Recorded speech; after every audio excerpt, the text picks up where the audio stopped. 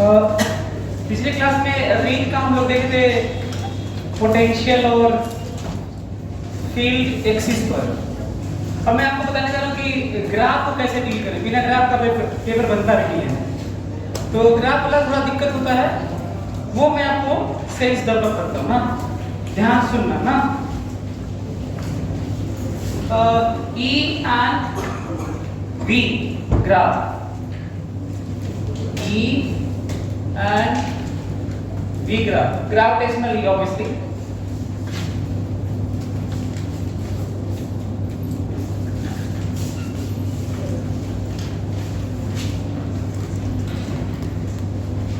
देखो ग्राफ में दो तरह का ग्राफ मिलेगा आपको। किसी के अगेंस्ट होता है, पर जो जिसका ग्राफ खींचते हैं y पर, वो वेक्टर भी हो सकता है और स्केलर भी हो सकता है।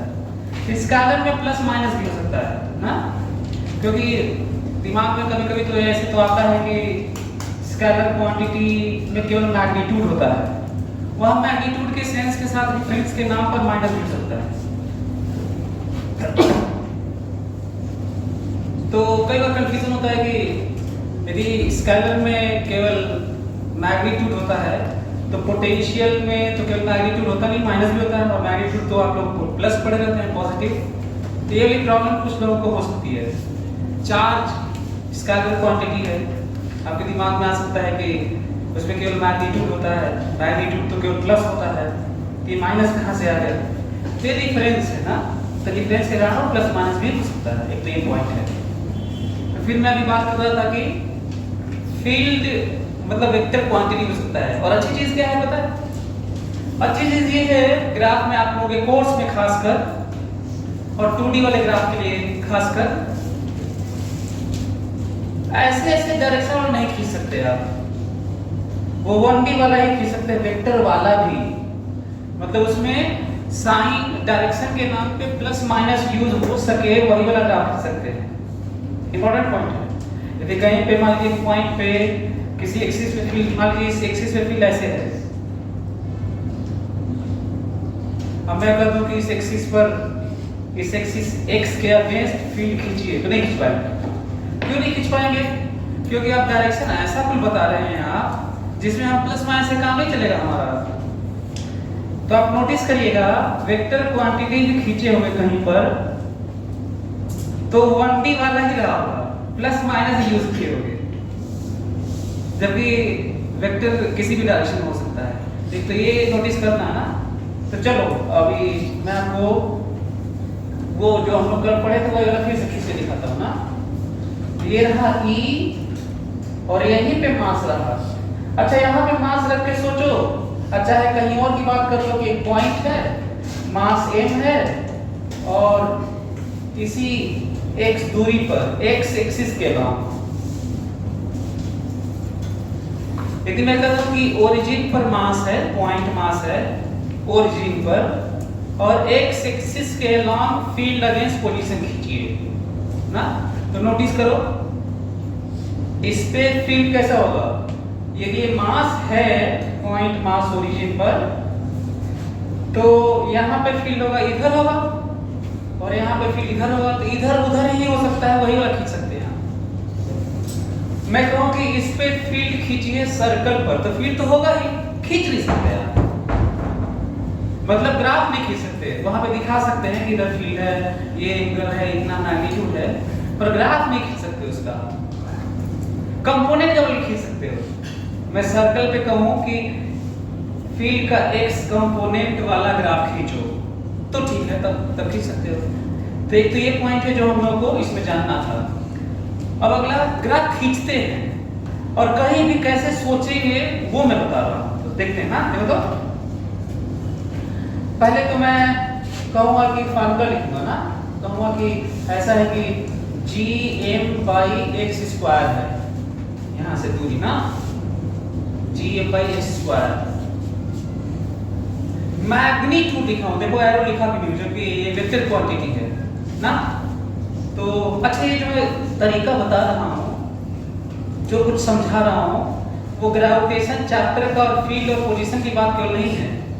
भले ही मैं में खींचने जा रहा हूँ, लेकिन आपका सेंस डेवलप कर रहा हूँ कैसे सोचेंगे कहीं पे भी। तो चलो देखते हैं, यहाँ पे देखते हैं ना जनरल पॉइंट पे। बताओ पोजीशन तो यही है, अच्छी बात है कि ये टाइम नहीं है, बल्कि सच में ग्राफ में जो पोजीशन है वही पोजीशन है ना, कोई स्केल की जरूरत नहीं है इसकी। तो बताओ यहाँ पे फील्ड किधर होगा, इधर होगा कि इधर होगा, और कंसीडरेशन है दिस डायरेक्शन इज प्लस, हम लोग तो ऐसे ही मानते हैं।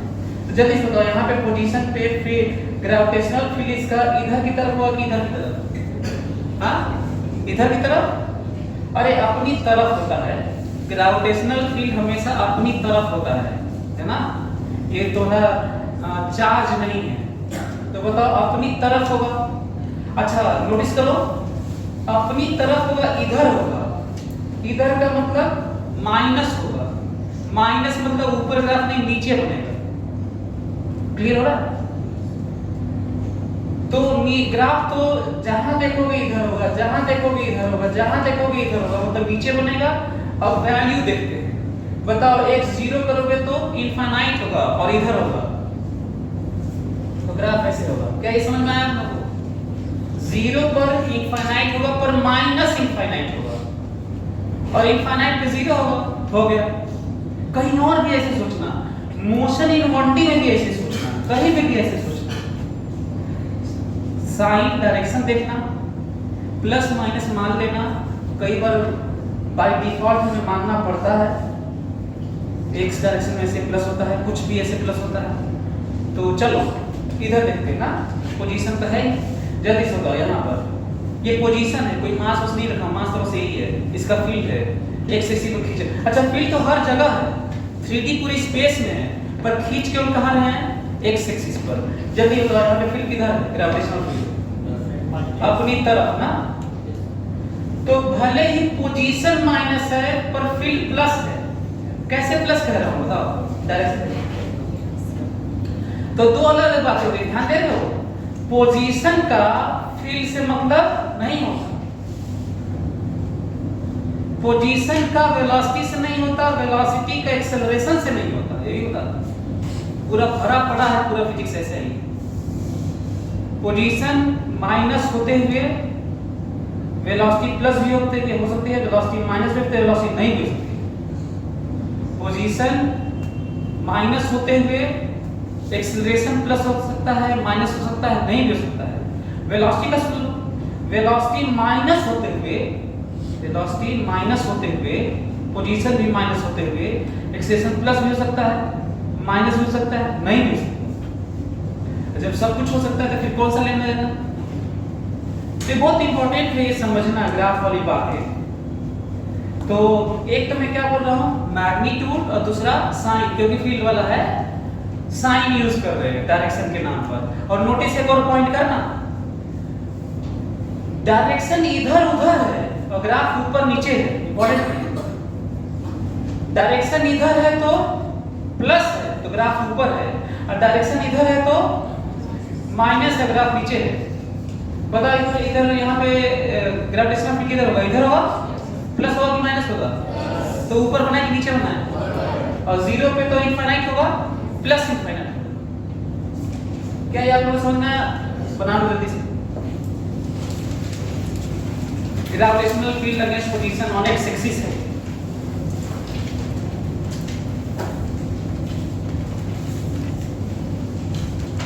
और जो सिखा रहा हूं ना ये जानते हो कहां कहां है, ये पूरा इलेक्ट्रोस्टैटिक्स भरा पड़ा है इन सब से, मैग्नेटिज्म पूरा भरा पड़ा है इससे, 1D 2D सब भरा पड़ा है इसी से। आप लोगों को दिक्कत होती होगी ना कि ये गलत हो गया, नहीं समझ में आ रहा है, यहाँ पे ये हो रहा है, और एग्जाम में सब आए हुए हैं, है ना। ये जो सेंस डेवलप कर रहे हैं, डायरेक्शन वाला, ऊपर नीचे वाला, प्लस माइनस वाला, मैग्नीट्यूड वाला, इनफाइनाइट वाला, 0 वाला, ये तो हर जगह है।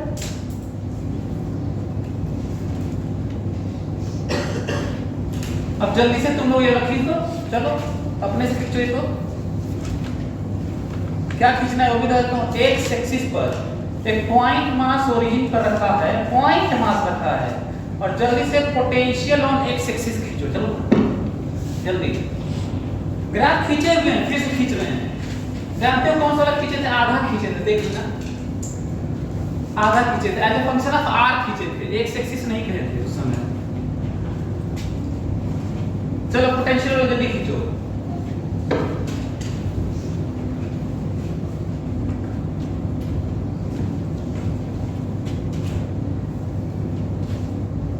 खींच लिए पोटेंशियल वाला?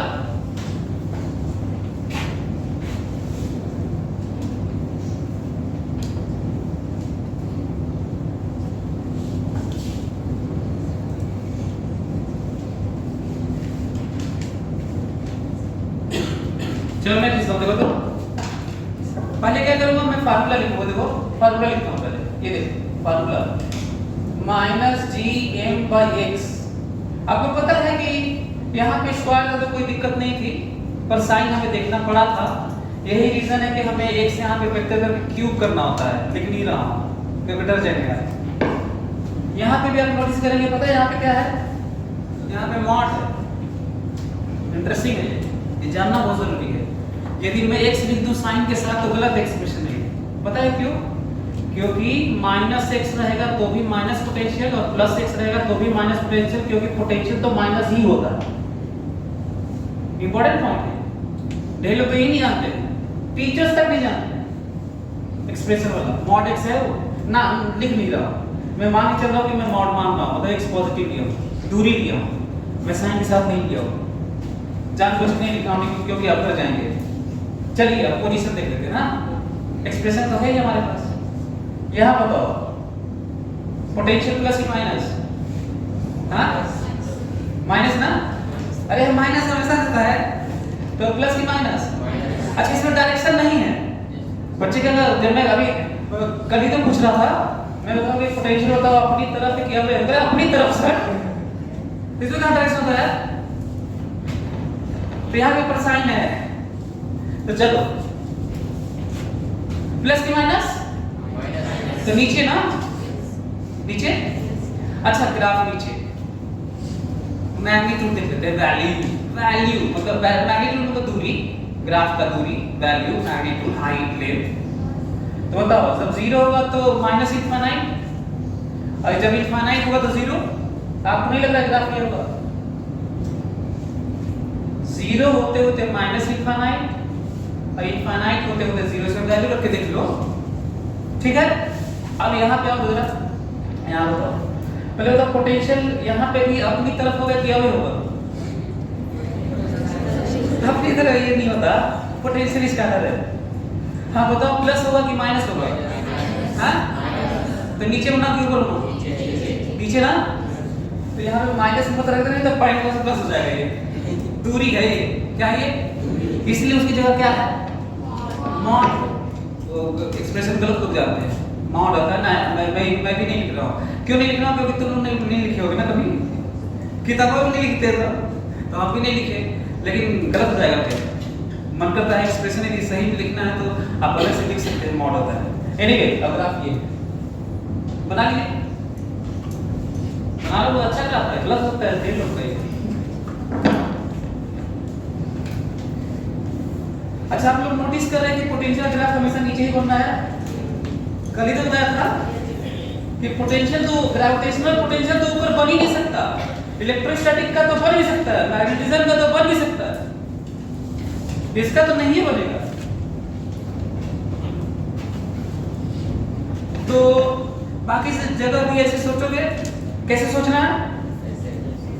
डायरेक्शन के नाम पे प्लस माइनस, वेक्टर के लिए या स्केलर के लिए भी प्लस माइनस, पर डायरेक्शन के लिए नहीं ना। और दूसरा, एक तो डायरेक्शन वाला प्लस माइनस ऊपर नीचे हुआ, होता है इधर उधर बनाना, ऊपर नीचे होता है, पूरा फिजिक्स भरा पड़ा है इन सबसे, मैग्नेटिज्म पूरा भरा पड़ा है, लोगों को कम समझ में आता है, और मोशन मंडी भरा पड़ा है, और दूसरा मैग्नीट्यूड देख के हमें सब ये एसिम्प्टोट बनाना होता है, इसे एसिम्प्टोट कहते हैं, जो मैथमेटिकल वर्ड है जो आप नहीं जानते।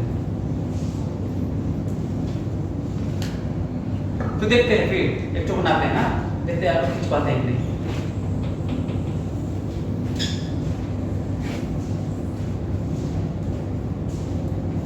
चलो जल्दी से तुम लोग ये वाला जल्दी से बनाओ तो। ये E है, एक मास यहां पर है और एक मास यहां पर है ना, d दूरी पर m है, ठीक है। और ग्राफ x एक्सिस पर ही बनाना है, जल्दी बनाओ। और चलो ये देखो फिर से वही सेम केस, v है, मास m है, ये भी मास m है d दूरी पर। चलो x एक्सिस पे बनाओ पोटेंशियल ना। ये तुम्हें इलेक्ट्रोस्टैटिक्स में भी मिल जाएगा, मैग्नेटिज्म में भी मिल जाएगा, इस तरह की बातें भरी पड़ी हैं, जल्दी करो। और यहाँ सीखोगे तुम कहीं और भी सीख सकते हो, क्योंकि इतना रिलेटेबल है कि आप ऐसे ही कहीं और सोच के बनाएंगे, चाहे मैग्नेटिज्म में करंट कैरिंग वायर क्यों ना हो।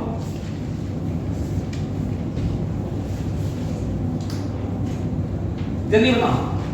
E दो मास है, 2 पॉइंट मास है d दूरी पर, और x एक्सिस पर दोनों d दूरी पर रखे हुए हैं, और x एक्सिस पर ही फील्ड का ग्राफ खींचना है, x एक्सिस पर, भले ही दिखाना किस पे है, y एक्सिस पर ना। चलो खींचो जल्दी से।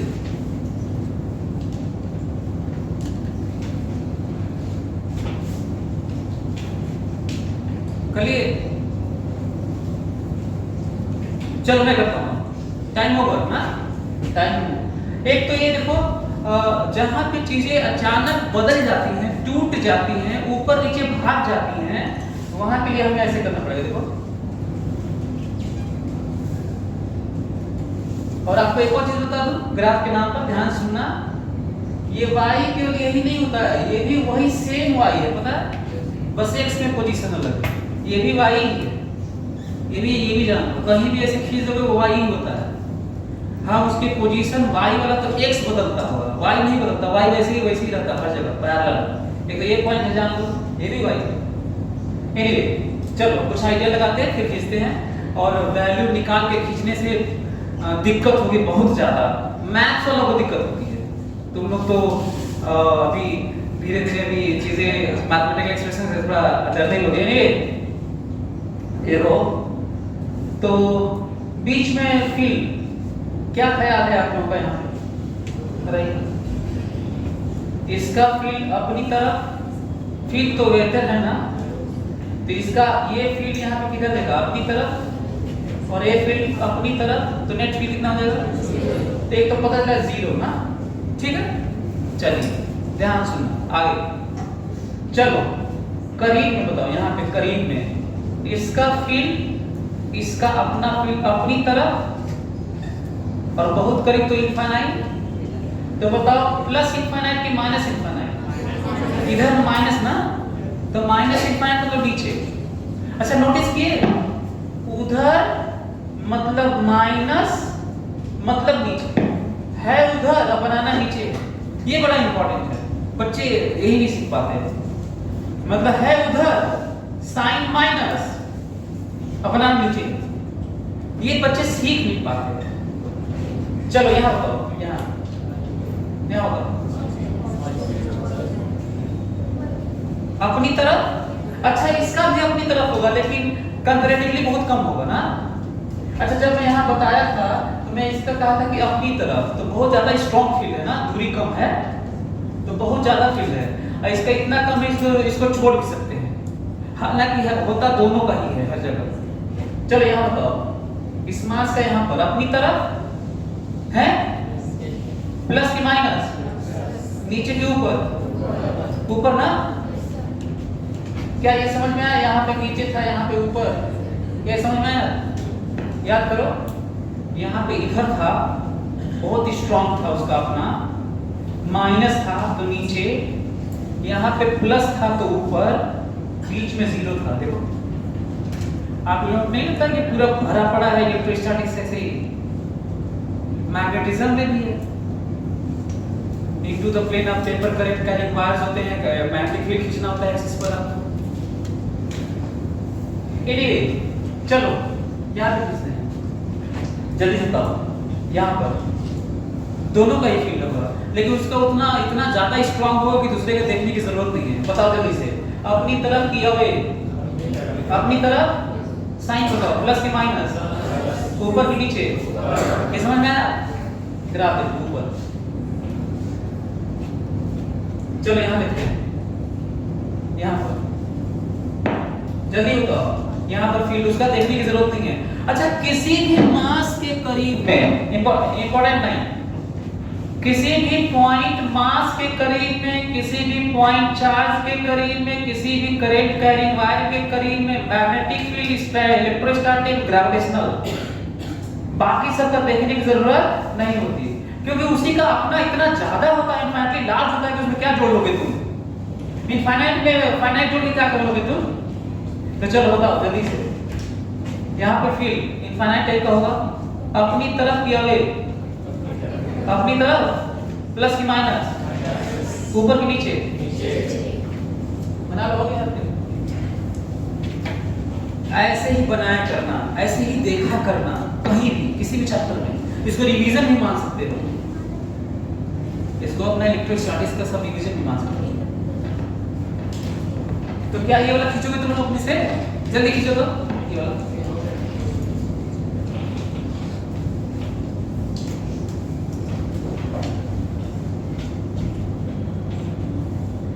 पहले तो ध्यान रखना है ग्राफ ऊपर नहीं बनेगा, कोई नीचे बनेगा, क्योंकि ग्रेविटेशन में ग्रेविटेशनल पोटेंशियल कभी भी ऊपर बन ही नहीं सकता।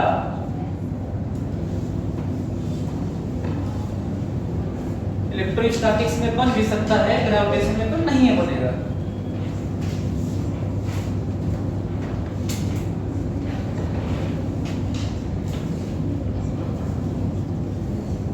बना लिए? चलिए मैं बना रही तो ये देखो, फिर से उसी तरह की बात कर रहा हूं मैं। चलो बीच में थोड़ा आइडिया लगा लेते हैं ना। यहां पे बताओ, पोटेंशियल जीरो होगा, ग्रेविटेशनल पोटेंशियल जीरो। अरे क्यों? इसका अपनी तरफ, इसका अपनी तरफ पोटेंशियल नहीं, दर्शन नहीं होगा। तो बताओ किधर कैसा पोटेंशियल होगा? यहाँ पर इसका भी माइनस ही होगा और इसका भी माइनस ही होगा। माइनस माइनस जोड़ देना ना, अभी माइनस माइनस प्लस नहीं ना, ढेर लोग कहते हैं माइनस माइनस प्लस। किस क्यों बोलते हैं माइनस माइनस प्लस? मल्टीप्लाई करते हो, कोई वाला नहीं है, ठीक है, जोड़ना है। तो दोनों का मिलाकर माइनस का इधर नीचे, अच्छा माइनस मतलब नीचे ना। अच्छा यहाँ पे जरा करीब में बताओ तो। अच्छा यहाँ पे करीब में पोटेंशियल दोनों का होगा कि एक का होगा? होता दोनों का ही सब जगह। अच्छा आप लोगों ने लिखा कि यहाँ भी पोटेंशियल होगा, यहाँ एक का कि दो का? अच्छा यहाँ लेकिन वो ग्राफ नहीं खींच रहे हैं, वो है सब जगह ना, केवल हम खींच कहाँ रहे हैं? एक्स पर। बड़ा इंपॉर्टेंट पॉइंट है ये, है सब जगह लेकिन खींच रहे हैं एक्स पर। कोर्स में यही वाला है ना, एक पॉइंट है। तो बताइए करीब में बताइए, इसका माइनस इनफाइनाइट, माइनस होता ही अपनी तरफ, ये सब तो बात करनी नहीं है, हैं? फील्ड थोड़ी है तो पोटेंशियल स्केलर क्वांटिटी, तो माइनस इनफाइनाइट तो नीचे ना। अच्छा इसके करीब में बताओ, हाँ माइनस इनफाइनाइट मतलब नीचे, और यहाँ पे तो जीरो की कोई बात कभी नहीं है। ग्राफ देखो, ये समझ में आया? चलो यहाँ बताओ, यहाँ माइनस इनफाइनाइट, हाँ नीचे, यहाँ बताओ, यहाँ माइनस इनफाइनाइट नीचे, बना लो।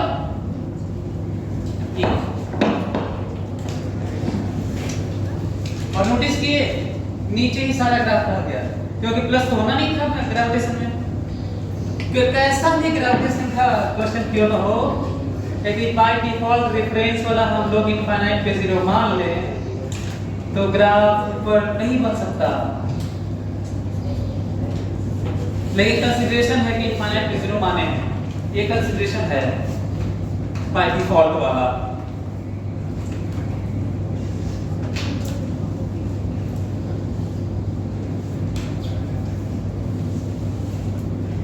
अच्छा ये सब चीजें उन्हीं को समझ में आएगी जो इतना जल्दी बता रहा हूँ, जो इलेक्ट्रोस्टैटिक्स पढ़ चुके हैं ना। मतलब अच्छा, ग्रेविटेशन इलेक्ट्रोस्टैटिक्स के बाद ही पढ़ना भी चाहिए। और पता नहीं कौन बेवकूफ लोग हैं कि 11th में ग्रेविटेशन रखती है। ग्रेविटेशन अच्छा, ग्रेविटेशन अपने आप में हमको लगता है कि दुनिया में सबसे ज्यादा इन्वॉल्व होने वाला यूनिवर्स के लेवल पे बात है नहीं, तो इसका मतलब बहुत बड़ा चैप्टर है वो, जिसको भले ही इलेक्ट्रोस्टैटिक्स के जान लेने के बाद कम कर दे रहा हूँ जानबूझकर, लेकिन छोटा नहीं बहुत बड़ा है। तो इलेक्ट्रोस्टैटिक्स के बाद ही ग्रेविटेशन रखना चाहिए ताकि रिलेटेबल है तो ज्यादा आसानी से समझा जा सके। लेकिन सब 11th में रखती है ग्रेविटेशन, पता नहीं क्यों। तो पॉलिसी मेकर कौन थे, डिसीजन लेने वाले बेवकूफ लोग रहे हैं, कहीं केस न कर दिए सुन के रिकॉर्ड हो रहा है। सो क्या हुआ?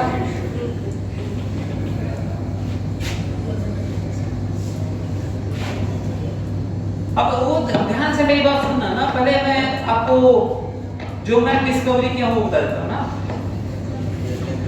इस डिस्कवरी के लिए आपको नोबेल प्राइज मिलना चाहिए था, इस पे भी नहीं दिए सर। हालांकि मेरे पास यूनिवर्स के लेवल पे एक्सपेरिमेंट करने का साधन तो नहीं था, लेकिन मैं रिलेट करके समझ पाया कि जो इलेक्ट्रोस्टैटिक्स में गॉस लॉ है और पूरा 1/r² से गवर्न होता है फील्ड फोर्स, तो उसमें फ्लक्स का कॉन्सेप्ट है नहीं। सो ग्रेविटेशनल फ्लक्स को मैं रिलेट किया और मैं कहा कि भले ही वहां प्लस माइनस दोनों चार्ज होते हैं तो यहां में भी किया सकता है। तो ग्रेविटेशनल फ्लक्स की बात करें, जिसको यूज करके बड़ी आसानी से हम ग्रेविटेशनल फील्ड और ऐसा पोटेंशियल निकाल सकते हैं। फील्ड निकालेंगे फिर इंटीग्रेट करके पोटेंशियल निकाल देंगे, है ना। तो ग्रेविटेशनल फ्लक्स की बात करता हूं। फ्लक्स अगेन सेम वैसे ही जैसे फ्लक्स होता है वही एक्सप्रेशन ग्रेविटेशनल फ्लक्स। तो मैं कहूंगा कि E dot da, E dot ds, जो भी आप कह लीजिए, ds कह लीजिए, da कह लीजिए, ऐसे। और क्लोज के लिए जो गॉस लॉ है जो इलेक्ट्रोस्टैटिक के लिए यूज किए थे, वो मैं एक्सप्रेशन ऐसे लिख सकता हूं, flux pi flux to closed surface, that is E dot da, gravitational field, that is what? Minus 4 pi g m inside. ये मेरी खोज हुई है, लिख लो जल्दी से। पाई जी में वही चैप्टर है, वही हुआ क्या, जल्दी से लिख लो। और जो किताबों में देखोगे बहुत ज्यादा इंटीग्रेट करके पोटेंशियल और फील्ड निकाला गया है, कोई जरूरत नहीं है। आप इसको यूज करके आप ग्रेविटेशनल फील्ड बहुत ही आराम से एक लाइन में निकाल लेंगे कहीं पे भी।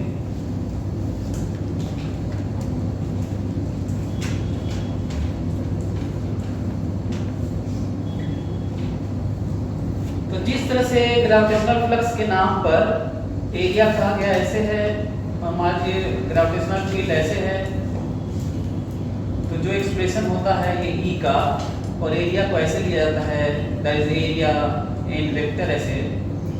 तो ये फार्मूला होता है थीटा ये है तो थीटा, तो ये एक्सप्रेशन होता है is what, mod E mod dA cos theta.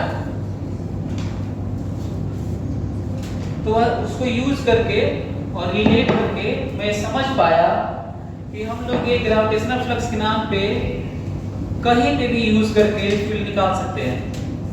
अब आपको क्योंकि इलेक्ट्रोस्टैटिक्स में चार्ज बहुत इफेक्टिव होता है, क्योंकि 1/4 पाई एप्सिलॉन नॉट का जो वैल्यू है वो 10⁹ होता है, इसलिए पॉइंट चार्ज, रॉड पे चार्ज, डिस्क पे चार्ज इफेक्टिव होता है। नहीं, चेयर पे बैठिए, हल्का सा रगड़ दिए से, फिर उठे कहीं पे करंट मारा, लोग किसी को करंट मारा है, कितने लोग मारा ये बताइए, चटाक से आवाज भी आती है, चिंगारी निकलती है। हाँ, और ये हमेशा नहीं होता, कभी सोफे पे बैठेंगे या चेयर पे कहीं पे, और ऐसा नहीं कि अभी जाके बैठ के करोगे तो ऐसा नहीं कि हो ही जाएगा, वो पता नहीं कब होता है, ये भी नहीं पता चलता, पता ही चल जाए तो फिर बात क्या है। तो तो रॉड में, डिस्क में, चेयर में सब इफेक्टिव है, पर आप लोगों को क्या लगता है ग्रेविटेशन में इफेक्टिव है हम लोगों के बीच में? इसका रीजन क्या है इफेक्टिव ना होने का?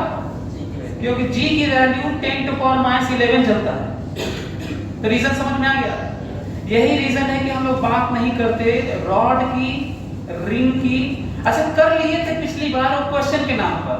यही रीजन है कि ग्रेविटेशन चैप्टर में हमेशा केपलर्स लॉ की ज्यादा बात होती है, प्लैनेट्स की बात होती है, ज्वालाभाटा की बात होती है, ग्रेविटी की बात होती है, एक्सेलरेशन ड्यू टू ग्रेविटी की, ये बात कम होती है। अच्छा क्वेश्चन में भले ही दे दिए हो कि रॉड का पोटेंशियल बताइए, फील्ड बताइए, रिंग का ये सब, लेकिन दे दिए होंगे भले ही, पर रियल लाइफ में यूज नहीं है इन सब का।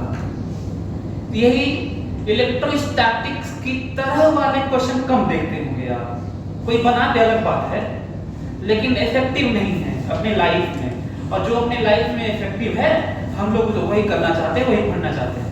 तो आप लोग को ये समझ में आया कि क्यों हम लोग स्फीयर का ज्यादा पढ़ते हैं ग्रेविटेशन में, क्यों प्लैनेट और केपलर्स लॉ पढ़ते हैं? क्योंकि ग्रेविटेशन इफेक्टिव कहाँ है? बड़े जायंट बॉडीज के लिए, हेवनली बॉडीज के लिए, सेलेस्टियल बॉडीज के लिए, अर्थ के लिए, मून के लिए, सन के लिए। हमारे आपके बीच में रॉड के लिए, रिंग के लिए, डिस्क के लिए नहीं है।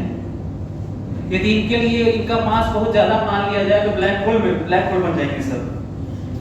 ये हमारा अर्थ को यदि 10 इंच के डायमीटर बॉल में इसमें पैक कर दें अर्थ को, ये कैलकुलेशन बता रहा हूं, वो ब्लैक होल में कन्वर्ट हो जाएगा।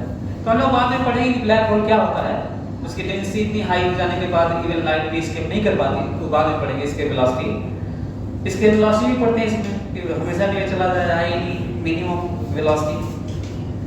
तो ये वाला यूज करके हम लोग कहीं भी भले ही क्वेश्चन मतलब आप ये कह सकते हैं कि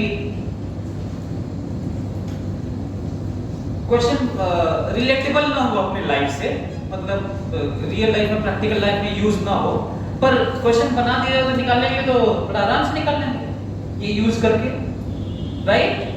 तो अच्छा इससे यूज करने का मतलब समझ में आ रहा है? मान लो ये M1 है ना, ये M2 है, ठीक है, और ये M3 है, इसमें माइनस तो होता नहीं, तो मैं कह दूं कि इसके थ्रू ग्रेविटेशनल फ्लक्स बताइए, इसके थ्रू ग्रेविटेशनल फ्लक्स बताइए, बता देंगे। ये 1 लूप है, ये 2 लूप है, बता सकते हैं ग्रेविटेशनल फ्लक्स।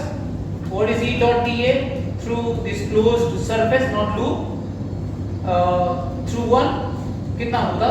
ये वाला 1 माइनस 4 पाई G M1, ये समझ में आ रहा है? हाँ? अब जल्दी से ये वाला वैल्यू बताओ, ये वाला E dot dA through closed surface, जल्दी बताओ ये वाला दो वाला बताओ, इसके थ्रू बताओ कि क्लोज सरफेस है नॉट लूप, जल्दी से क्लोज सरफेस है, क्लोज सरफेस वैल्यू बताओ जल्दी, हैं? -4 बाई G M inside ना, how much inside? M1 plus M2 plus, क्या ये समझ में आया क्या आपको? जल्दी अच्छा मैं क्यों लिखा पता है? आप लोगों को याद दिलाया कि कितना इलेक्ट्रोस्टैटिक्स की तरह ही है ये। मैं बताने की कोशिश कर रहा हूं कि किस तरीके से सिमिलर है।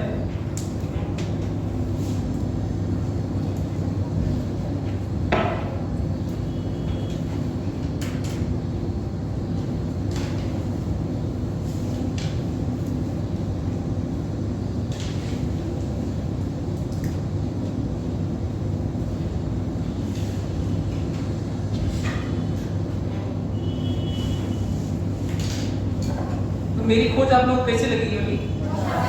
बढ़िया। यदि कोई कहेगा दो तरह के रॉड्स होते हैं, इनफाइनाइटली लॉन्ग रॉड मास करंट लेंथ लैम्डा, और semi infinite. You know semi infinite?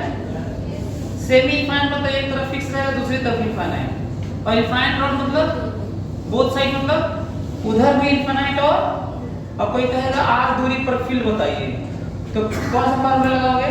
यही वाला राजा गॉस को टाइप ब्रिजियन सरफेस ले लेना। अरे गॉसियन टाइप का ब्रिजियस वाला डिस्कवरी मेरे हाथ में रही ना रहेगा ना वहां पर। क्या हुआ?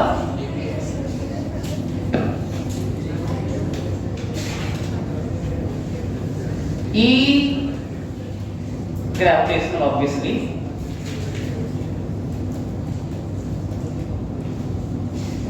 Gravitational E and V। अब मैं फिर से आप लोगों की रिवीजन के नाम पे प्लानिंग, ध्यान सुनना, कहीं के लिए भी दुनिया में अरेंजमेंट फिर से मैं बताने जा रहा हूँ कि कितनी तरह की संभावनाएं हैं। भले मैं वैल्यू और कैलकुलेशन नहीं बताऊंगा, लेकिन आपको बताया जा रहा है कि हम लोग सोचेंगे कैसे। ध्यान से मेरी बात सुनना ना।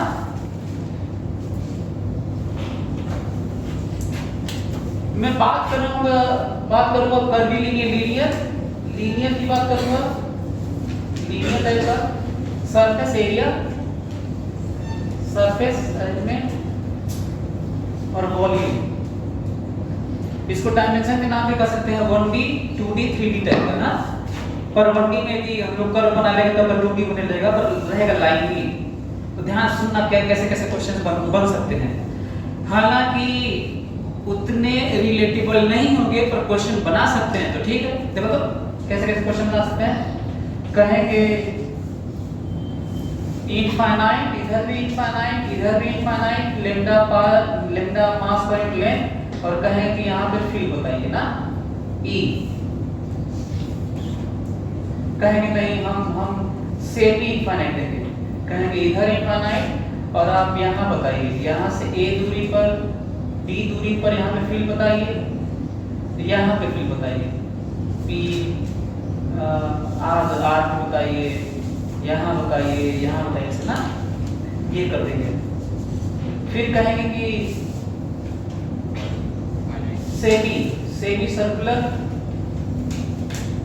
यहाँ पे फील्ड बता दीजिए, लैम्डा एक ही है, ग्रेविटेशनल लैम्डा मास पर लेंथ रेडियस r। और फिर कहते हैं कि ये है रेडियस r है, यहाँ पे एक्सिस पे, यहाँ पे बताइए, यहाँ बताइए, यहाँ पे अपने लिए कठिन होने जा रहा है धीरे धीरे। यहाँ बताइए, यहाँ बताइए, बियॉन्ड कोर्स होने लगेगा धीरे धीरे। अच्छा फील्ड तो हर जगह है, arc theta angle subtended at centre, ये है आपके सामने इस तरह के फील्ड। ये बात किसी भी चैप्टर में हो सकती है, और बस ये अंतर इतना है कि दिया नहीं जाता, आता नहीं है क्योंकि कठिन होने लगा। लेकिन हो सकता है कोड से बाहर नहीं कहेंगे, इसको कोड से बाहर कहेंगे, पर यहाँ पे कोड से बाहर नहीं है। ये तो ऐसा ही मतलब ये थे हम लोग, ये वाला कल ही के थे, ग्राफ पे खींचे थे। ये सब कौन सा खींच रहा था पता है? लाइन चल रहा है, देखो, या भले ही ऐसे लाइन हो। अच्छा एक और चीज ना, फाइनाइट लेंथ कर लो ऐसे, एल लेंथ है, बाइसेक्टर पे यहाँ बता दो एल लेंथ का है, मास m है, यहाँ बताओ ग्रेविटेशनल फील्ड, राइट। देखो L length, semi infinite, infinite to infinite, curve, circle, arc, बस इतना। आपको नहीं लगता है कि इस तरह की बातें भरी पड़ी हैं सब चैप्टर में? लेकिन मैं लाइन की बात कर रहा था, सरफेस का सुनना, सरफेस का। डिस्क फील्ड तो हर जगह होगा, लेकिन बात एक्सिस पे ही होगी। Disc, square plate,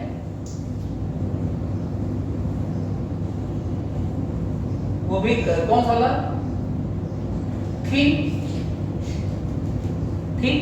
square plate, axis पर थिन,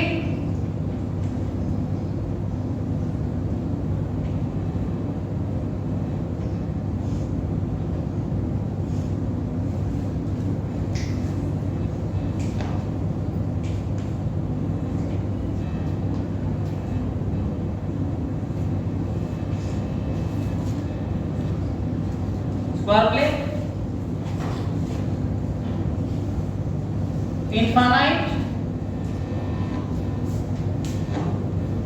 इधर भी इनफाइनाइट, इधर भी इनफाइनाइट, इधर भी इनफाइनाइट, इधर भी इनफाइनाइट। सिमिलरली थिक के लिए भी ऐसे। कर्व की बात करूं, ध्यान सुनना, कर्व अभी भी सरफेस चल रहा है। हॉलो स्फीयर तो सरफेस है, हॉलो सिलेंडर तो भी सरफेस है। तो ये देखो, disk, disk surface, square plate surface, square plate इतना बड़ा कि इनफाइनाइट तक रहे तो ग्रेविटेशनल फील्ड होता है। ये इस तरह की बात हुई है नहीं इलेक्ट्रोस्टैटिक्स में। ठीक कब होता है ये, फाइनाइट का हो तो इनफाइनाइट का भी दे सकता हूं मैं। यदि हॉलो स्फीयर है, हॉलो स्फीयर है, थिन हॉलो स्फीयर तो भी सरफेस ही है। यदि थिन हॉलो सिलेंडर है तो भी सरफेस ही है। सारा सरफेस जो तुम्हारे कोर्स में हो सकता है और किसी भी चैप्टर में हो सकता है, इसके अलावा है नहीं है, ये समझना है। मतलब moment of inertia, centre of mass, ये सब लेके बता रहा हूं मैं। कहीं भी किसी तरह की बात होती है।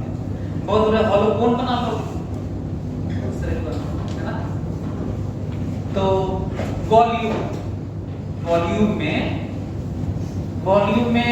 कहोगे तो कहो कि ये है, थोड़ा कोर्स के बाहर लगेगा।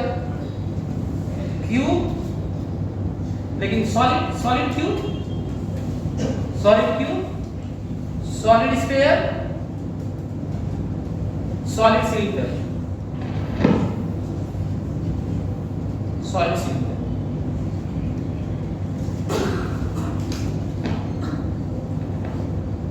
ये है, इसको भी अभी क्यूब में मान सकते हैं, हालांकि अभी प्लेन में थिक प्लेन माना था। ये है।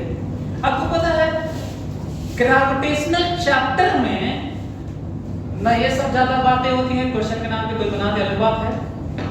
सर ये सब बातें होती हैं, भले ही कोई बना दे और क्वेश्चन ठीक है, ना ही ये बातें होती हैं। केवल ये बात होती है, जानते हो क्यों? क्योंकि इफेक्टिव तो यूनिवर्स के स्केल पे है, प्लैनेट, स्टार्स, गैलेक्सी है, बड़े बड़े बॉडीज के लिए।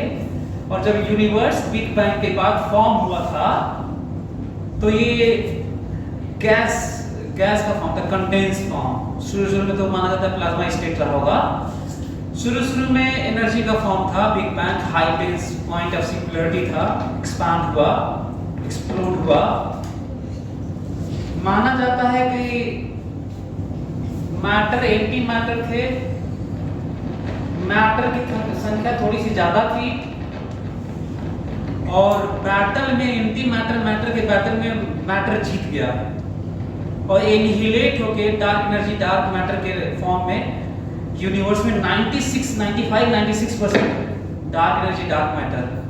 सोचिए जो हमारा इतना बड़ा गैलेक्सी और सब मास दिख रहा है, बोलने कितना है ये 4%। हालांकि अभी कम समझ में आता होगा कि मैं क्या बात कर रहा हूँ, डार्क एनर्जी, डार्क मैटर। कई लोगों ने कुछ अंधेरा उठा टाइप का है क्या। तो कौन जीत गया उसमें से? मैटर। कौन हार गया? अब मैटर से एंटी मैटर मिलते ही क्या हो जाता है, एनर्जी में कन्वर्ट हो जाता है, एनिहिलेट हो जाते हैं, अचानक गायब हो जाते हैं और पूरा एनर्जी में कन्वर्ट हो जाता है, जिसका रिजल्ट है कि 96% एनर्जी किस फॉर्म में है? Dark energy, dark matter. अरे अभी तो बताया था यार, भूल जाना क्या तुम लोग? गजनी वाला तो नहीं है तुम लोग का? हाँ? उससे भी खतरनाक तो 10 मिनट में भूलता है। तुम लोग हमको लगा कि 10 सेकंड के अंदर भूल जाते हैं।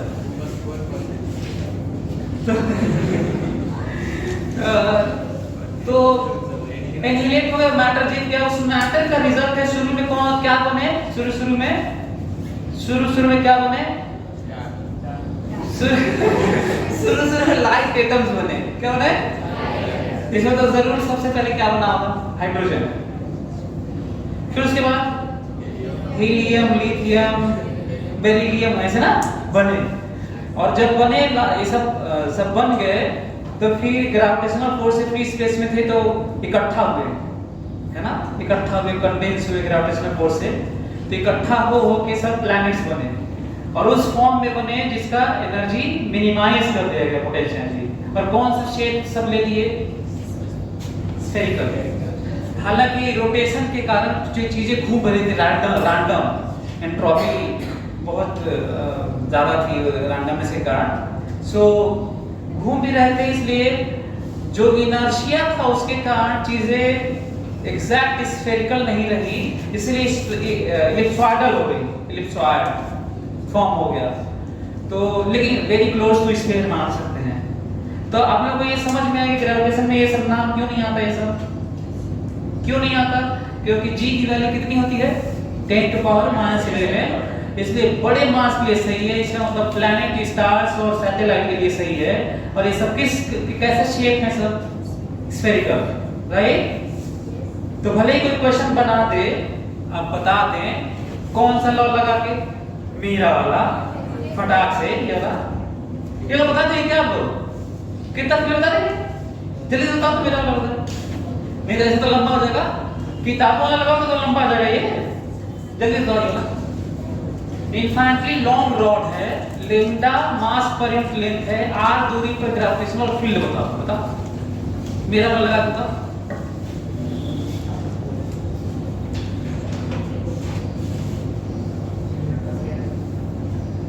अच्छा, मैं डिस्कशन में आप लोगों को क्या चीज बताया समझ में आया? मैं कहा कि चैप्टर या साइंस कैसा भी क्यों ना हो, इसके अलावा स्ट्रक्चर्स नहीं होते, लाइन अरेंजमेंट, सरफेस अरेंजमेंट और वॉल्यूम अरेंजमेंट होते हैं और नहीं होते हैं। ऐसे साइंस को सीखोगे ना तो अच्छा लगेगा आपको, तो तब सब जगह सोच पाओगे, नहीं तो फिर रटोगे और रटने से काम नहीं होगा। ये बना भी लेना ताकि तुम्हारी प्लानिंग स्ट्रांग हो जाए ना। ये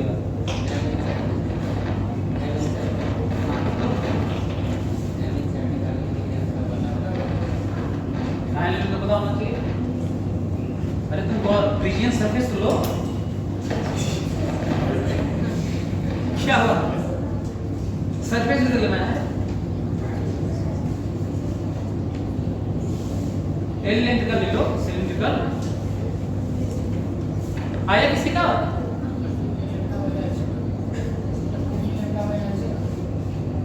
to G lambda by R square की आर आ रहा है।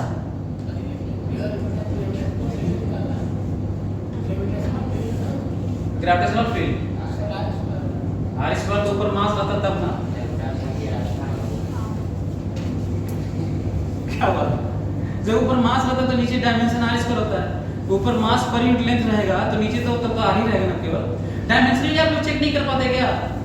मैं तो कहता हूँ कि कई बार डायमेंशन देख के क्वेश्चन करने की जरूरत नहीं, देख के बता दें कौन सा सही है। पता चला 3 तो डायमेंशन से ही गलत है, तो क्यों करोगे उसको? यदि 3 तो डायमेंशन से ही गलत है तो उसको करने की कहाँ जरूरत है बताओ?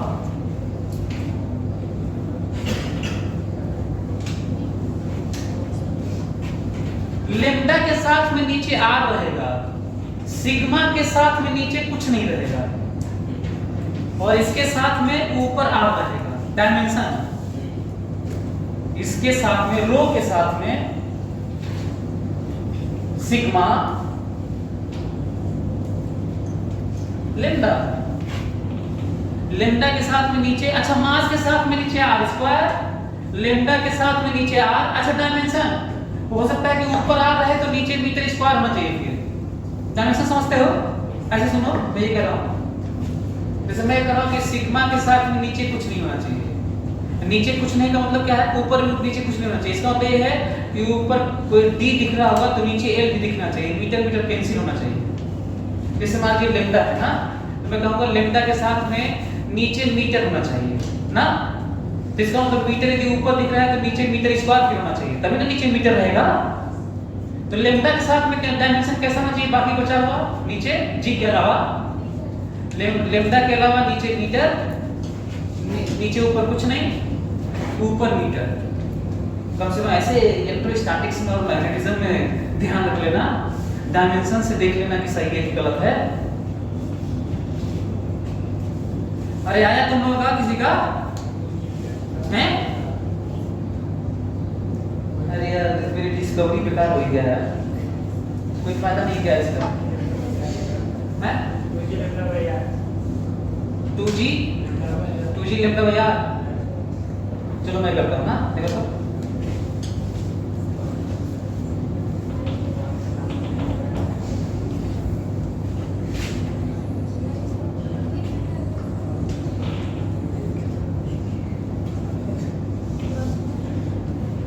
तो चलो हमको करना होगा तो मैं ऐसे ही बना ही तक है एयरपोर्ट या रीजन सर्किट ये देखो। अच्छा ये बताओ कि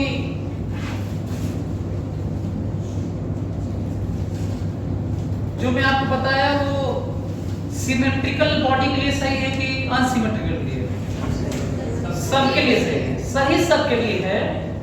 हम लोग उसकी हेल्प से ग्रेविटेशनल फील्ड या इलेक्ट्रोस्टैटिक फील्ड या मैग्नेटिक फील्ड इम्पेडेंस ये सब यूज करके निकाल पाते हैं सिमेट्रिकल। फिर सुनो ध्यान से, लॉ तो कहीं के लिए सही है, बस कंडीशन क्या है? क्लोज होना चाहिए। एम्पियर्स लूप लॉ में लूप क्लोज होना चाहिए, गॉस लॉ में इलेक्ट्रोस्टैटिक में सरफेस क्लोज होना चाहिए, और जो मैं अभी बताया था उसमें सरफेस क्लोज होना चाहिए। तो वैलिड हर जगह है, बस अंतर इतना है कि सिमेट्रिकल चीजें रहती हैं तो हम लोग निकाल पाते हैं ई, पर इसका मतलब थोड़ी कि फ्लक्स गलत हो जाएगा। क्लियर हुआ है? तो निकाल सकते हैं ऐसे। जैसे एग्जांपल में सेमी इनफाइनाइट में नहीं निकाल सकते, ऐसे देख लो ज्यादा अच्छा लगेगा। सेमी इनफाइनाइट में आप नहीं निकाल सकते, लेकिन इसका मतलब ये नहीं है कि जो लॉ बताया है वो नहीं सही है, वो तो सही है वो। अच्छा मैं कौन सा लॉ बताया हूं? मैं फ्लक्स बताया हूं ना, तो फ्लक्स वाला सही है कि नहीं? सेमी इनफाइनाइट में सही है, लेकिन उसका यूज करके तुम ई नहीं निकाल सकते। क्लियर हो गया आप लोगों? तो ये नहीं कहना कि गॉसेस लॉ, ये लॉ, एम्पियर्स लूप लॉ कहीं वैलिड ऐसे नहीं हो, ये नहीं करना है ना। देख तो ये समझना है नहीं। तो यहां पे देखते हैं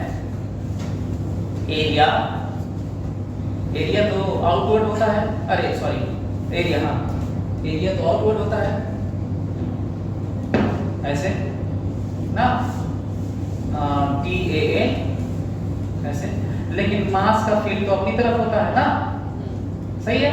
अच्छा इधर ले लूंगा तो भी अपने आप साइन के साथ आ जाएगा कि इधर है ना, आपके ऊपर है। यदि आप कहेंगे सर उधर ले लिए तो माइनस आ जाएगा, तो उल्टा करना होगा। तो जो जानते हैं वो तो कर ही लेते हैं ना। अब ये देखो सिमेट्री से फील्ड इधर ही होगा और एरिया इधर है, तो इसका तो जीरो हो जाएगा। एरिया का फील्ड इधर है, एरिया वेक्टर इधर है, और फील्ड तो सिमेट्रिकली ऐसे करेंगे तो 90 डिग्री तो जीरो। केवल किससे मिलेगा बताओ? कर्व वाले से ना, सिलिंड्रिकल कर्व सर्फेस से मिलेगा। अच्छा किस चीज का ये बना है? कपड़े का कि लकड़ी का, किस चीज का बना है ये? इमेजिनरी है ना। चलो तो मैं लगाता हूं ना,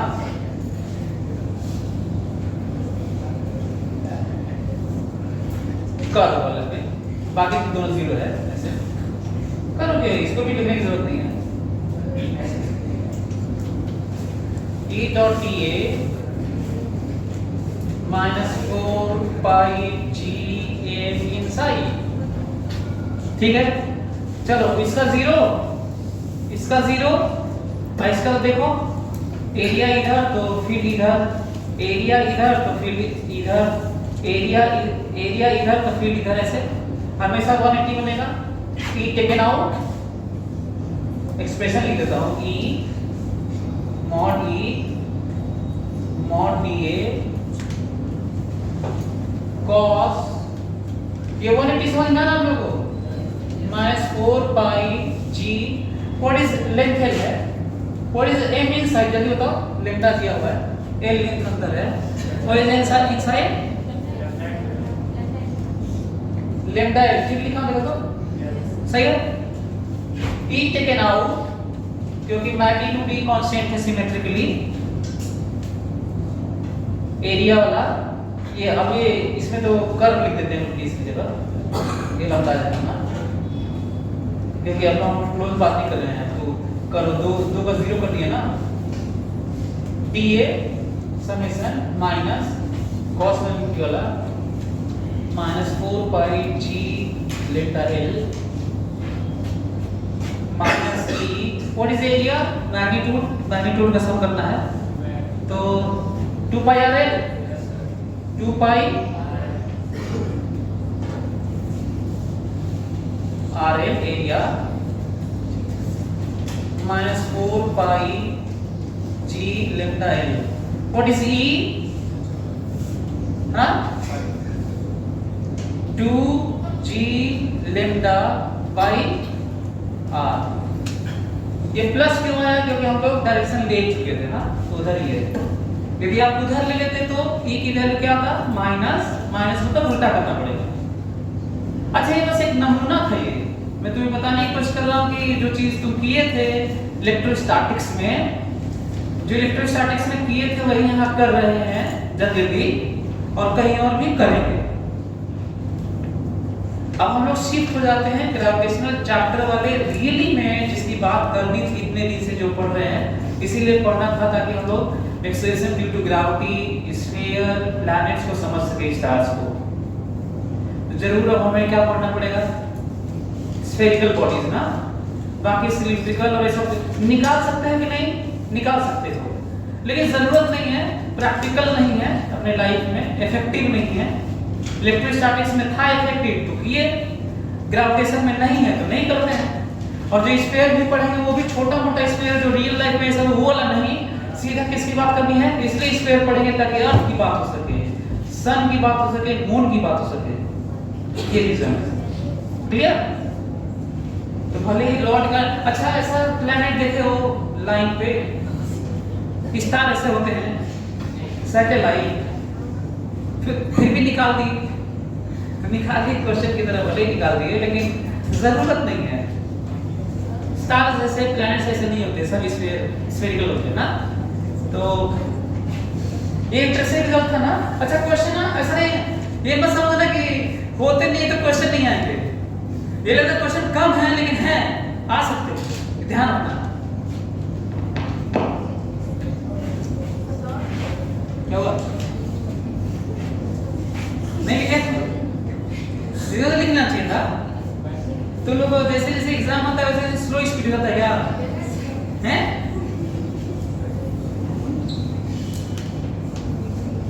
तो YouTube पे वहां से लिख लेना ना, YouTube पे है एनीवे। सो हम लोग बात करनी है E and B of what, gravitational, हमेशा भूल जा रहा हूं मैं,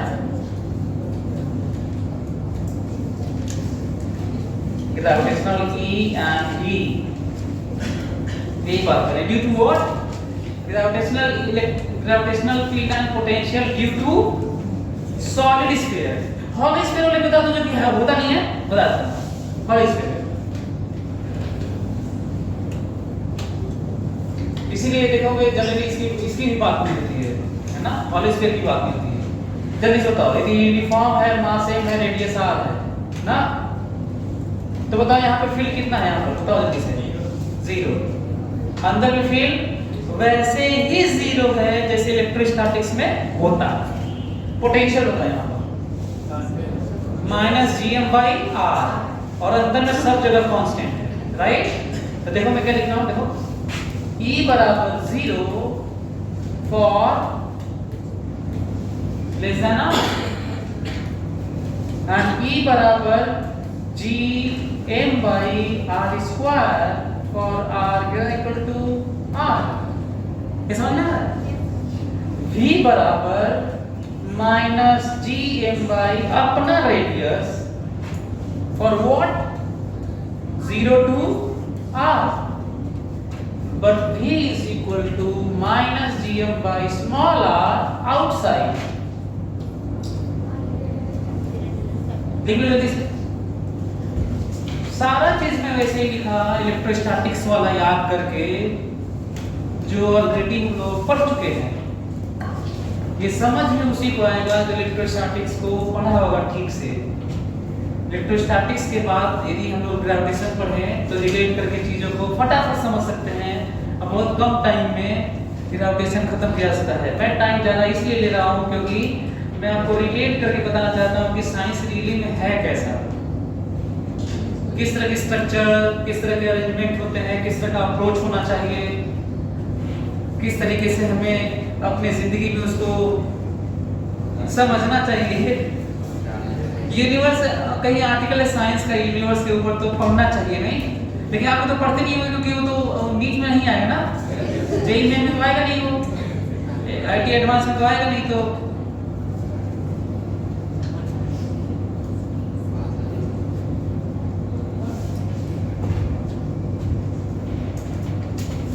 आदमी कितना सेल्फिश होता नजर आता है, मतलब की बात है, क्यों? जिससे हमारा फायदा हो।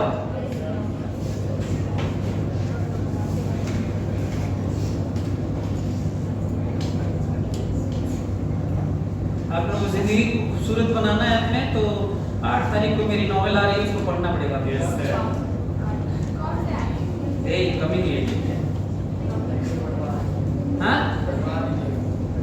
बढ़वा दीजिएगा, शर्म नहीं आ रही? ऑथर को प्रमोट कैसे किया जा सकता है? उसकी किताबें खरीद के सब जगह मिलेगी, पूरे इंडिया में सब जगह, शॉप पे मिलेगी, अमेज़न पे मिलेगी, फ्लिपकार्ट पे, सब जगह। प्राइस होगा 299 या 199 ऐसे, 250 पेज की है। 250 पेज माना जाता है बहुत बड़ा ऑथर को लिखा है। मैं बड़ा ऑथर तो हुई, पढ़ के आपको आइडिया ज़्यादा रहेगा। तो आप लोग ये देखिए, ये वाला अच्छा नोटिस किए, पोटेंशियल माइनस, नोटिस करना जल्दी से इसका ग्राफ खींच दो, तो फिर सॉलिड लॉ पढ़ते हैं जो रियली में हमें पढ़ना चाहिए। जितना मैं बात किया वो सब जरूरत नहीं थी, लेकिन मैं बताया कि क्वेश्चंस कैसे बन सकते हैं। जल्दी कर दो, जल्दी से इसका ग्राफ खींच दो। ग्राफ किसका खींचना, देखो इसको देख के ग्राफ खींचना है ई आर, और इसको देख के ग्राफ खींचना है वी आर। जल्दी करो।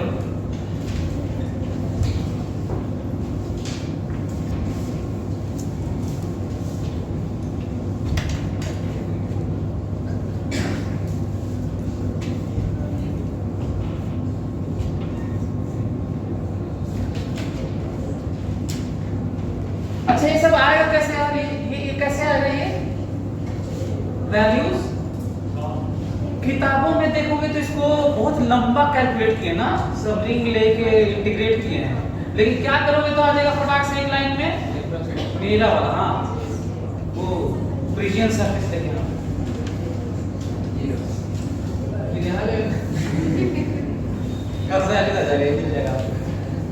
अच्छा ये मिल जाएगा। तो ये कैसे आएगा? इंटीग्रेट करके ना। कौन सा इंटीग्रेशन याद है आप लोगों को? ये वाला dv बराबर, ये तो हर चैप्टर में एक्सप्रेशन है, राइट? यदि आपके पास कहीं भी e आ गया है तो v निकाल सकते हैं, कहीं भी, बता रहा हूं, कहीं भी मतलब कहीं भी। नोटिस करना बात है, यदि e आ गया तो v आ जाएगा। क्यों इंटीग्रेट करेंगे? उसके लिए इस तरह का कि हम लोग एक रिंग काट काट के और खतरनाक ढंग से उसको लेंगे, कोई जरूरत नहीं। एनीवे, ग्राफ खींचे इसका? हाँ, चलो मैं खींचता हूँ। ऐसे फंक्शन ऑफ हाफ ना, वैसे मैं ग्राफ देखो कैसे भी खींच सकता है। इधर सुनो तो, इसको मैं कहता है x है, तो कहता है x एक्सिस पर खींचो, तब दोनों तरफ बनाना पड़ेगा। लेकिन मैं ये नहीं कर रहा हूँ, मैं रेडियल डिस्टेंस लेकर बात कर रहा हूँ। दोनों अलग अलग बातें, ध्यान से सुनो। कैसे? फिर से सुनो मैं क्या बोल रहा हूँ, ध्यान से। मैं ये कह रहा हूँ कि मैं ये ग्राफ बनाने जा रहा हूँ, ये रहा e और ये रहा r ना। बात हो रही है ये r बराबर r की, क्रिटिकल पॉइंट है। क्रिटिकल पॉइंट्स कैसे होते हैं? जहां पे चीजें ब्रेक होती है ना। एक जगह ब्रेक हुआ तो एक जगह क्रिटिकल, दो जगह एक और एक्सप्रेशन और दो हो जाएगा, 3 एक्सप्रेशन तो क्रिटिकल 2, 50 एक्सप्रेशन तो क्रिटिकल 50, ऐसे ना एक कम ऐसे। तो चलो ये वाला देखो 0 0 अचानक मैक्सिमम कैपिटल R, अचानक मैक्सिमम और वैल्यू। अच्छा ये ग्राफ नहीं खींच रहा हूं, वैल्यू बता रहा हूं, ये वाला GM बाई R स्क्वायर। क्या ये समझ में आया?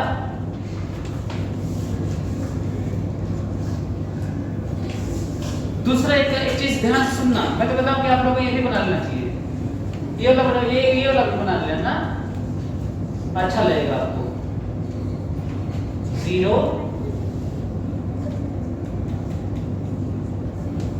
ये भी यही है, जानते हो ऐसा क्यों है? ये वो है जिसमें मैं कंसीडर किया हूं कि as a function of r magnitude बताएंगे, डायरेक्शन हम बता रहे हैं टुवर्ड्स है, हम मैग्नीट्यूड ग्राफ खींचेंगे। और ये वाला कौन सा मालूम है? Considering radially outward direction is positive, लिख सकते हैं इसको। यदि किसी मास का रेडियली आउटवर्ड डायरेक्शन को पॉजिटिव लिया जाए तो ग्रेविटेशनल फील्ड टुवर्ड्स नेगेटिव होता है, तो नीचे बनाया वही हूं, नीचे बनाया हूं बस। तो ये प्रॉब्लम हो सकती है कहीं पे क्वेश्चन में ऐसे बदल के दे दिया जाए, ढेर लोगों का गलत हो जाएगा। और इलेक्ट्रिक फील्ड वेक्टर है तो डायरेक्शन तो कंसीडर करना पड़ेगा। आपको नहीं लगता है कि मैं एक्स एक्सिस खींच के कह देता बनाओ तो क्या बनाते मालूम? एक्स एक्सिस तो बना लोगे, यदि मैं कह दूं कि ये एक्स एक्सिस है, ये देखो ऐसे, अगर तुम एक्स एक्सिस पर बनाओ ई एक्स तो कैसे बनाओ पता है? देखो ऐसे बनाओ, ऐसे बनाओ, एक्स एक्सिस पर ई एक्स ऐसे बनाओ। कौन सा नीचे वाला बनाओ कि ऊपर वाला? कौन वाला? ऊपर वाला ना।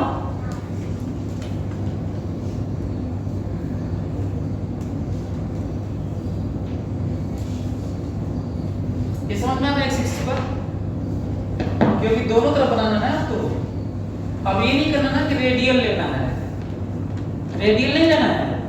अब मैं कह रहा हूं कि x पे इधर भी बनाओ और x पे उधर भी बनाओ, x एक्सिस पर बनाओ। तो बहुत सारे बच्चों के लिए ग्राफ इसलिए चैलेंजिंग हो जाता है, वो चीजों को समझते ही कम है। रेडियल डायरेक्शन, रेडियल पोजीशन अलग बात है। रेडियल पोजीशन चारों तरफ होता है और सेम होता है, सेम मान के रेडियल सिमेट्री बोलते हैं इसे। लेकिन फिलहाल मैं x बोला हूं, x, तो ये रेडियल होगा थोड़ी यार, ये रेडियल कहां है? x तो प्लस और माइनस दोनों के लिए बनाना होगा आपको। अरे यार ये वाला गड़बड़ हो जाएगा क्या? ये वाला गलत हो गया क्या? ये वाला गलत हो गया, क्यों गलत हुआ समझ आ रहा है? ये देखो ध्यान सुनो, पहले तो यदि डायरेक्शन के साथ बनाए ना तो सच में काट के बनाओ फिर से, क्योंकि रीलिंग एक्सिस के लिए साइन तो बनाना पड़ेगा। बताओ यहाँ पे 0 0 0 0 0 0 0 0, बाहर में इधर ना प्लस की माइनस, सही है? अच्छा 0 0 0 0 0 0 0 0, इधर की तरफ प्लस की माइनस, प्लस ना, तो ऊपर के नीचे। ढेर लोगों को गलत हो जाएगा यदि एक्स एक्सिस कर दिया जाए तो। देखो जल्दी में मैं ही गलत बनाया था, हालांकि मैं गलत क्या बनाया था, मैं मैग्नीट्यूड बनाया था पिछले वाला, क्योंकि हम तो ऊपर ही बनाना चाहते हैं ना, मैग्नीट्यूड बना रहे हैं as a function of distance. मैं अब एक्स एक्सिस के नाम पर मैं साइन लेके बनाया एक्स एक्सिस पर, कहा हूं कि अंदर तो 0 है पर बाहर में इधर की तरफ माइनस है और उधर की तरफ प्लस है। जो मैं कह रहा था कि ध्यान देना चाहिए आप लोगों को, याद करो, कहा था कि डायरेक्शन से ऊपर नीचे प्लस माइनस सब ध्यान देना। इतने ही ध्यान से 2 टू कैंसिल हो जाता है, पता है? कभी-कभी 3 टू कैंसिल हो जाते हैं, इतने ही केवल इतने ही ध्यान देने से 3 ग्राफ कैंसिल हो जाते हैं और सही मान देते हैं लोग। क्लियर हुआ? जल्दी से ये लो ना, पोटेंशियल लो ना जल्दी, दोनों बनाओ, एक्स एक्सिस भी कह के बना लो और आर भी जल्दी। एक रेडियल डिस्टेंस आर वाला लेके बना लो जिसमें चारों तरफ सिमेट्रिकल आर है, और एक एक्स एक्सिस लेके दोनों प्लस माइनस एक्स के लिए बनाओ, दोनों बनाओ ताकि तुम्हें चीजें रियलाइज हो सके।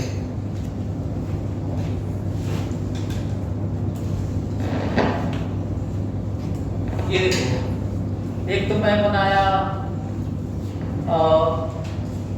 वी आर बनाया ना, वी आर बताओ, इतने के लिए तो कांस्टेंट है और क्रिटिकल पॉइंट है, पहले तो क्रिटिकल पॉइंट ही हम लोग को बनाना चाहिए यार। कितने क्रिटिकल पॉइंट होंगे ये भी काउंट करना बता दिया हूं मैं आप लोगों को।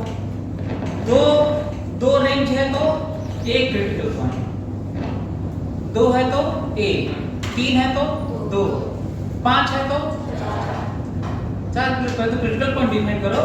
और ये बात फिर से मैं बता रहा हूँ, ग्रेविटेशन की बात नहीं कर रहा हूँ मैं, अक्सर जनरल पढ़ाता हूँ, ये कहीं और भी हम कैसे सोचें। इसके लिए कांस्टेंट माइनस ना, माइनस कांस्टेंट हो गया। ये 0 से R तक अंदर सब जगह कांस्टेंट था, बना दिया। बाहर में डिक्रीज होता है बड़ी तेजी से, 1/r² से कम होता है, 1/r से 1/r से कम नहीं होता है, साइन के साथ कहेंगे तो ज्यादा होता है। देखिए यदि अच्छा स्टेटमेंट दे तो आप लोगों को आप लोग से गलत मिल जाएगा।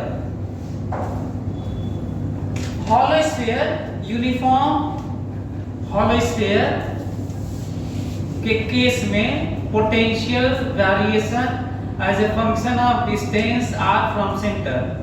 स्टेटमेंट बोलो, हाँ, highest at 1 point at centre, ये बात सही है। Lowest at centre at 1 point only, सही है। As we move away from centre gravitational potential decreases, सही है। फर्स्ट कांस्टेंट देन डिक्रीजेस, सही है, गलत, इंक्रीजेस। देखो क्या है, पहले कांस्टेंट है सरफेस का, फिर क्या है इंक्रीज करता है, माइनस है ना सर। सबसे ज्यादा पोटेंशियल कहां होता है पता है, इनफाइनाइट पर। और किसी भी केस में सही है ये, किसी भी केस में सही है ये कि सबसे ज्यादा पोटेंशियल कहां होता है, पॉइंट मासेस अरेंजमेंट है तब भी सही है। रॉड है फाइनाइट वो भी सही है, डिस्क है उसके लिए भी सही है। सबसे ज्यादा पोटेंशियल कहां होता है, इनफाइनाइट पर। कितना होता है 0, और बाकी जगह क्या कितना होता है माइनस, पता है था। जल्दी से एक्स एक्सिस वाला खींच दो, एक्स एक्सिस वाला।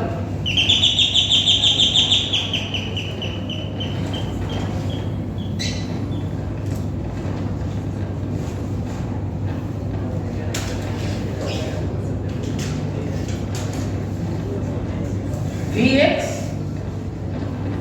हाँ,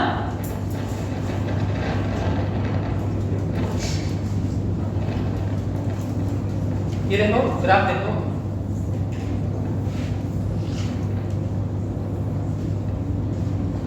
ग्राफ है ना, और नीचे क्या रहेगा एक्सप्रेशन में, नॉट x, नॉट x। यदि x वाला सोच लेंगे तो ऊपर ही चला जाएगा ना। तब तो समझ में आया, आज क्लास समझ में आया। अच्छा, भले कि एग्जाम ओरिएंटेड थोड़ा कम रहा, हालांकि ये सब एग्जाम ओरिएंटेड ही है, सर एग्जाम ओरिएंटेड कम रहा, लेकिन काफी ज्यादा रिलेटेबल रहा इलेक्ट्रोस्टैटिक से। फायदा हुआ है। और ये जो पूरा क्लास था, यदि किसी को कम समझ में आ रहा है तो रीजन है वो इलेक्ट्रोस्टैटिक्स नहीं पढ़ा है। वो इसको मेरे इस ग्रेविटेशन क्लास को कब करना होगा आपको, जब आप इलेक्ट्रोस्टैटिक्स पढ़ रहे। Okay, thank you.